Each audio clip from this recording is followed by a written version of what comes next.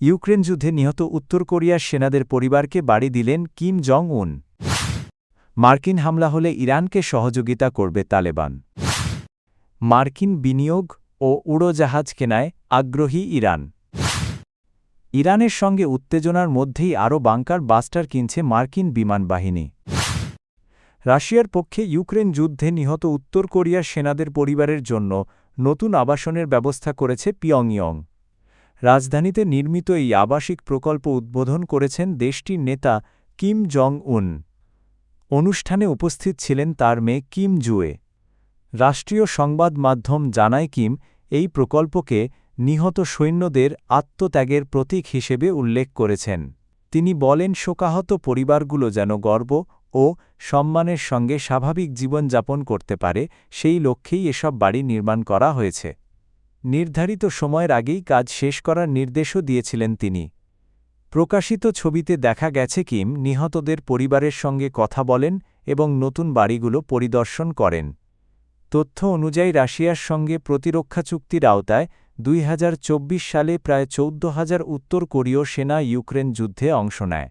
দক্ষিণ কোরিয়া ও পশ্চিমা সূত্র বলছে তাদের মধ্যে 6,000-এর বেশি নিহত হয়েছেন।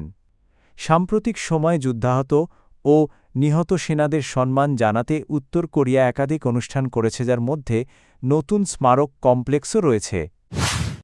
ইরানে সম্ভাব্য হামলার প্রস্তুতি হিসেবে মধ্যপ্রাচ্যে বড় নৌবহর মোতায়েন করেছে যুক্তরাষ্ট্র। পাশাপাশি পারস্য উপসাগরের কাছে আরও একটি নৌবহর পাঠানোর ঘোষণা দিয়েছেন প্রেসিডেন্ট ডোনাল্ড ট্রাম্প। এই উত্তেজনার মধ্যেই ইরানকে সহায়তার ইঙ্গিত দিয়েছে আফগানিস্তান। তালেবান মুখপাত্র জাবিহুল্লাহ মুজাহিদ জানিয়েছেন, মার্কিন হামলা হলে ইরান অনুরোধ করলে আফগান জনগণ সহানুভূতি ও সহযোগিতা দেখাবে। তবে তিনি স্পষ্ট করেছেন, এর মানে সরাসরি যুক্তরাষ্ট্রের বিরুদ্ধে যুদ্ধে জড়িয়ে পড়া নয়। ইরাকের শিয়া মিলিশিয়ারা আগেই ইরানের পাশে থাকার ঘোষণা দিয়েছে। কিন্তু মধ্যপ্রাচ্যের বেশিরভাগ দেশ যুদ্ধ নয়বরং আলোচনার মাধ্যমে সংকট সমাধানের ওপর জোর দিচ্ছে।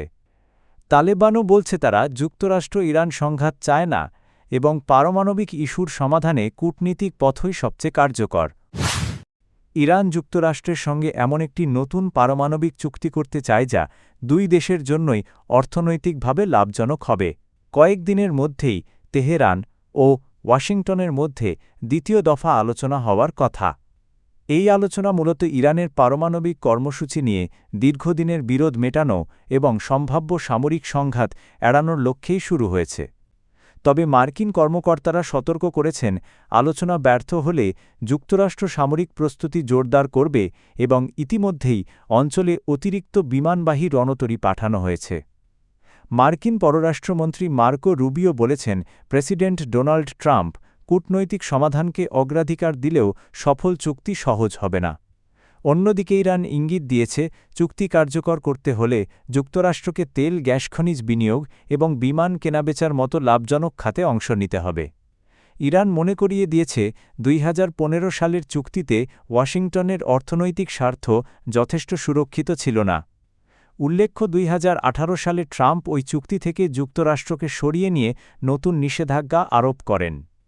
এবার জেনেভায় অনুষ্ঠিত হতে যাওয়া বৈঠকে যুক্তরাষ্ট্র ও ইরান সরাসরি অংশ নেবে, আর মধ্যস্থতায় থাকবে ওমান।